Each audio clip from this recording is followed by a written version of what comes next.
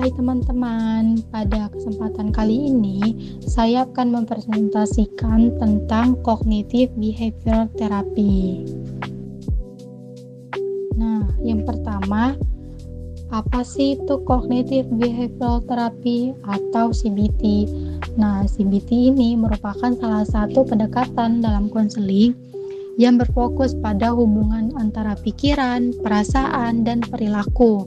Nah, pendekatan ini membantu individu mengenali pola pikir negatif dan dapat mempengaruhi emosi dan tindakannya nih. Kemudian mengubahnya menjadi pola pikir yang lebih realistis dan lebih positif.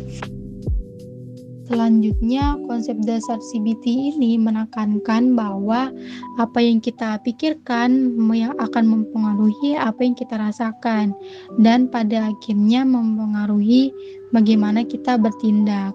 Misalnya, ketika seseorang ini berpikir bahwa dirinya tidak mampu melakukan sesuatu, maka ia akan merasa takut, cemas, atau tidak percaya diri.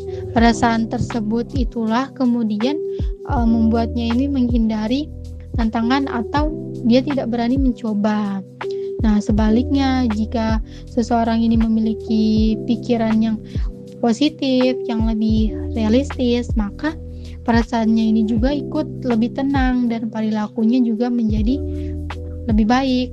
Nah, oleh karena itu, dalam CBT ini, pikiran negatif dapat diidentifikasi teman-teman dan diubah agar individu ini dapat menjalani kehidupan yang lebih sehat secara emosional dan maupun perilakunya.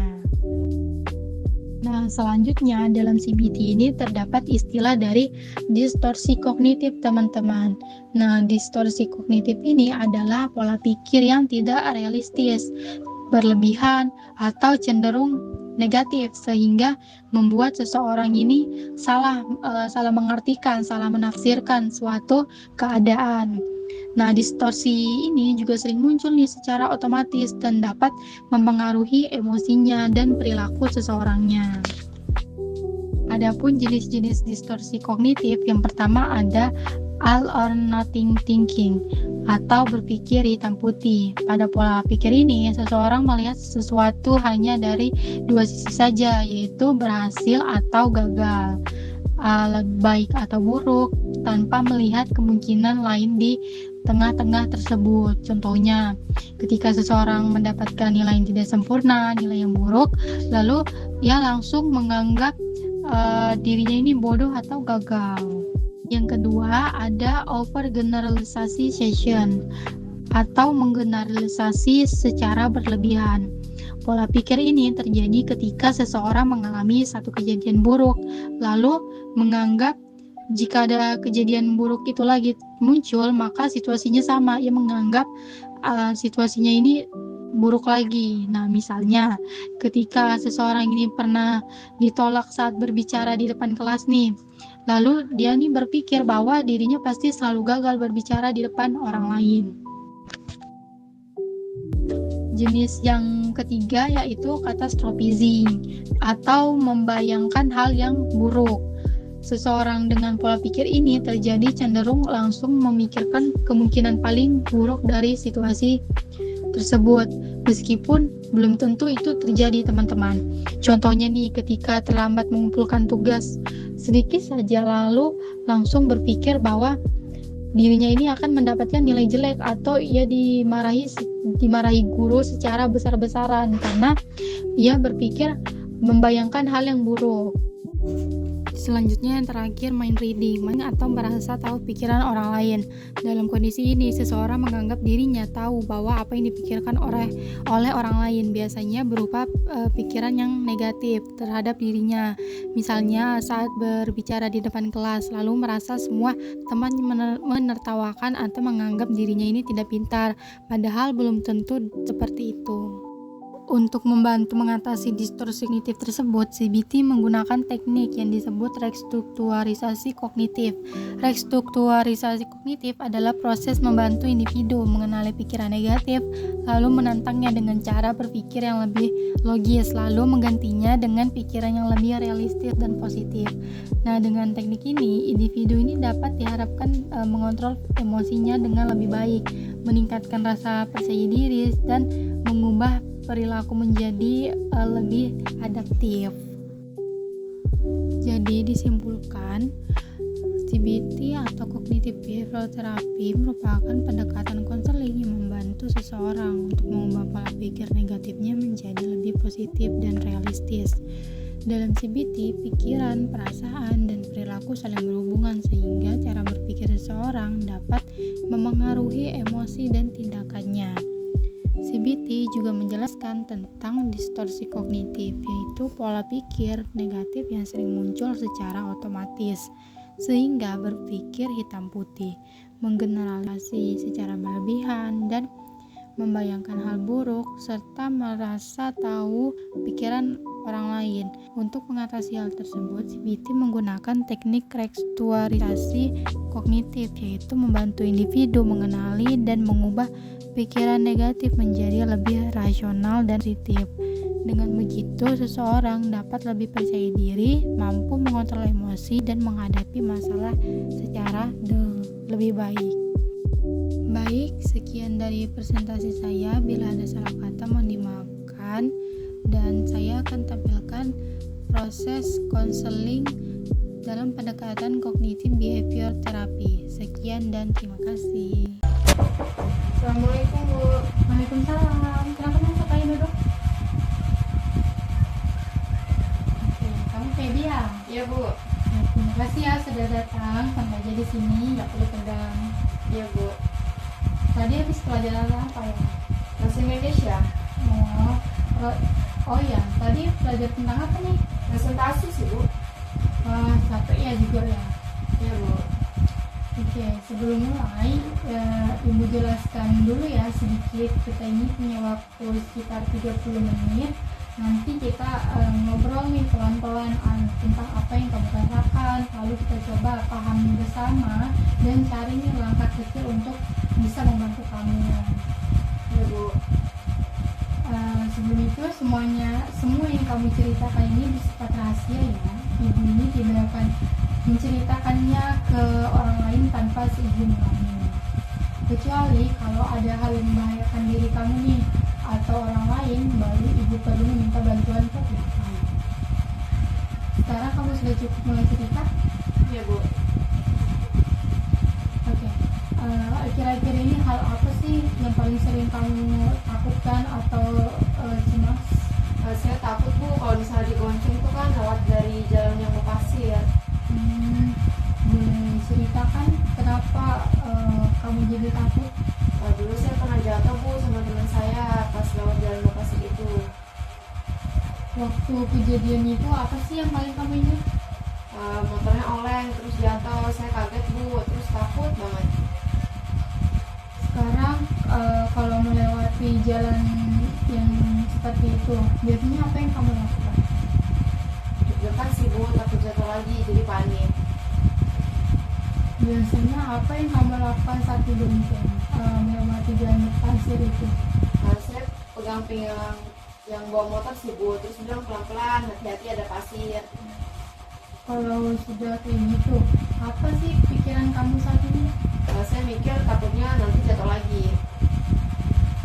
Jadi pengalaman jatuh itu membuat kamu merasa jalan berpasir ini selalu berbahaya ya, sampai tubuh kamu tuh langsung terasa panik gitu.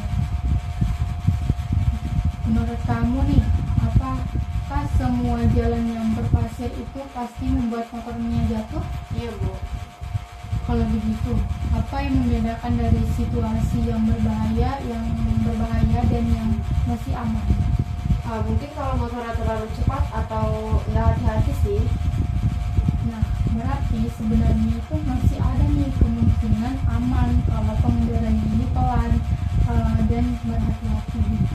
Ya Bu. Oke. Kalau begitu, apakah pikiran pikiran kayak pasti nih jatuh lagi, itu sepenuhnya benar? Iya Bu. Kalau kamu membuat pikiran yang realistis nih, kira-kira apa? Mungkin jalan berpasir itu memang harus hati-hati, tapi nggak selalu bikin jatuh sih.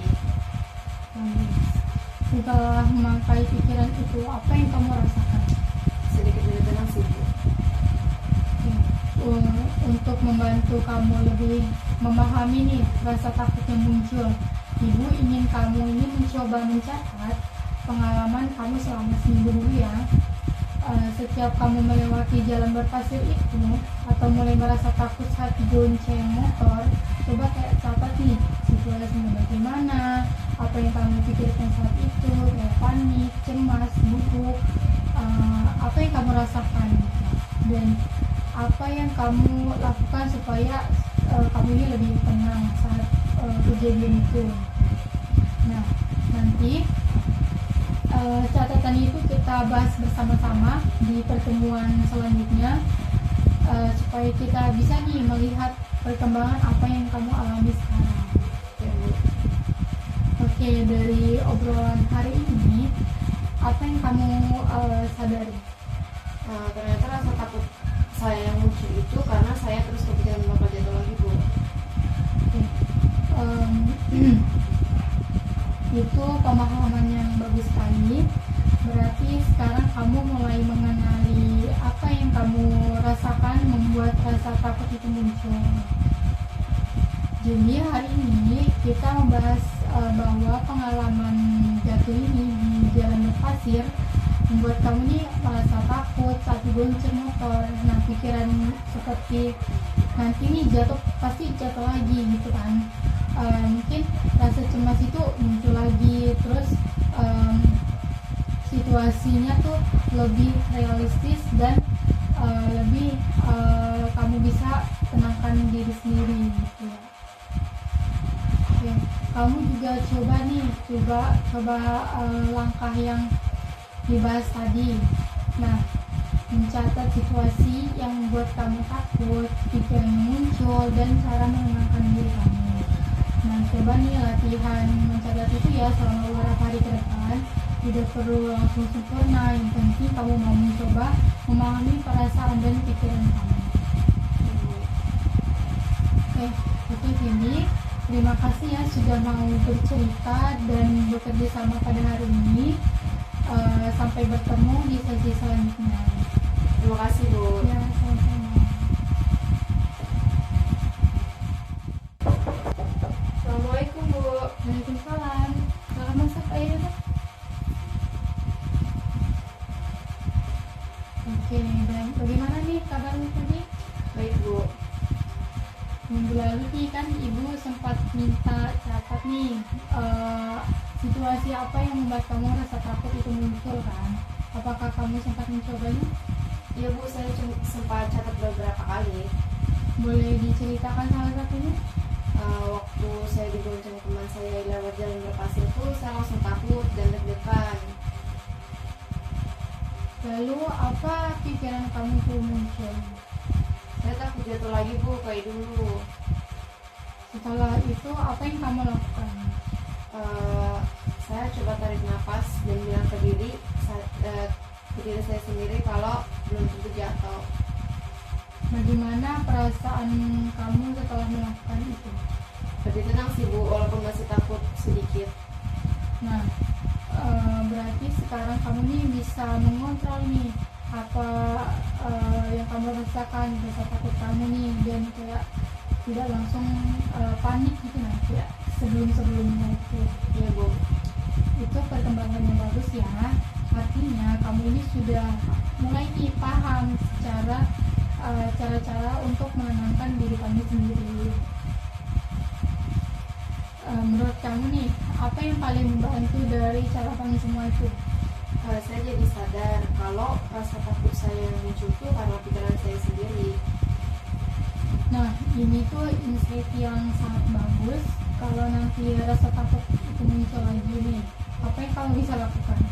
Tarik nafas pelan, terus tetap tenang dan coba berpikir lebih realistis gitu. Kalau dibandingkan sebelum konseling kemarin nih, apa perubahan yang kamu rasakan sekarang? Saya mulai nggak terlalu panik sih Bu, dan lebih bisa kontrol rasa takut saya. Setelah menjalani 2 sesi nih, bagaimana perasaan kamu sekarang? Lebih tenang dan lebih berani sih saat lewat jalan yang berpasir ini. Oke, Ibu senang mendengarnya ya. Oke, terima kasih ya sudah mau terbuka, mau bercerita dengan nyaman, dan berusaha untuk selama proses konseling ini kamu sudah berusaha yang terbaik gitu kan. Nanti kalau kamu masih merasa takut berpasir lagi di jalanan yang seperti itu, kamu boleh datang kapan saja. Dan sampai sini dulu ya sesi kita hari ini. Semoga latihan yang kamu lakukan itu bisa membantu kamu lebih percaya diri saat melewati jalan berpasir itu. Ya Bu, terima kasih. Ya, sama-sama. Proses konseling tadi dijelaskan bahwa ada 2 pertemuan menggunakan pendekatan kognitif behavioral therapy atau CBT. Nah, konseling ini bertujuan untuk membantu konseli untuk mengurangi rasa takutnya saat ia digonceng motor melewati jalan yang berpasir karena adanya pengalaman masa lalunya.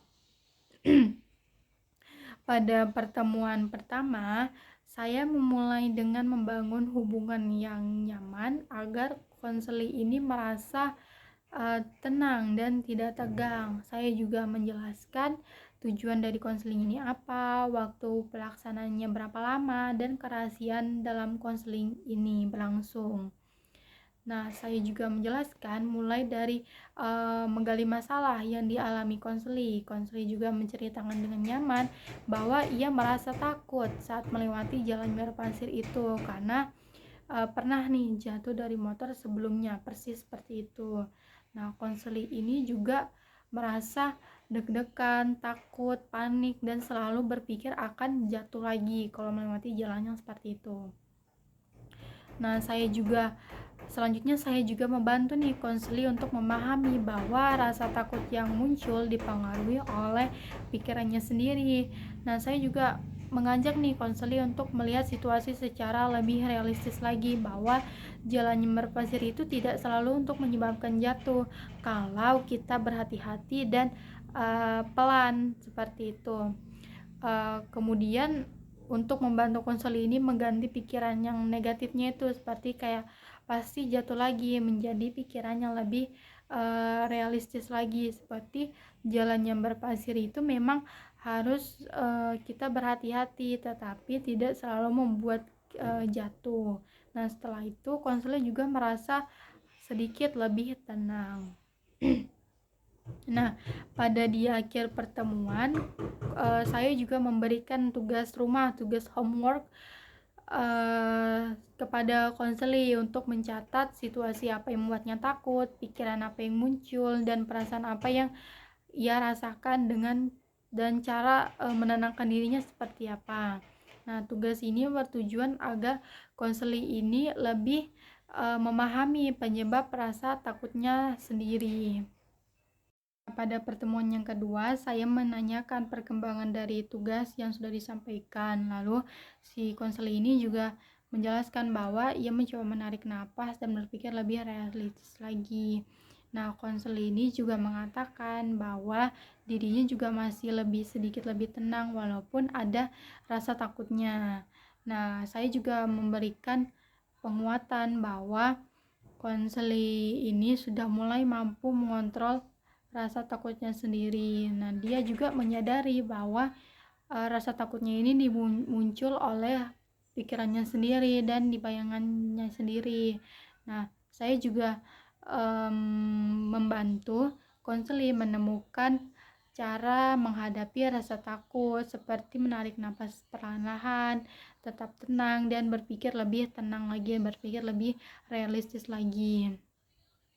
Nah, pada akhir pertemuan, konseli juga menyampaikan bahwa dirinya mulai lebih berani dan tidak terlalu panik saat melewati jalan yang berpasir itu. Nah, dari proses konseling ini dapat disimpulkan bahwa konseli mengalami perkembangan yang baik, bahwa konseli ini mulai mampu mengenali pikiran negatifnya, menggantinya dengan pikiran yang lebih baik, pikiran yang lebih realistis lagi, dan belajar mengontrol rasa takut yang dialaminya. Sekian dari penjelasan saya. Terima kasih.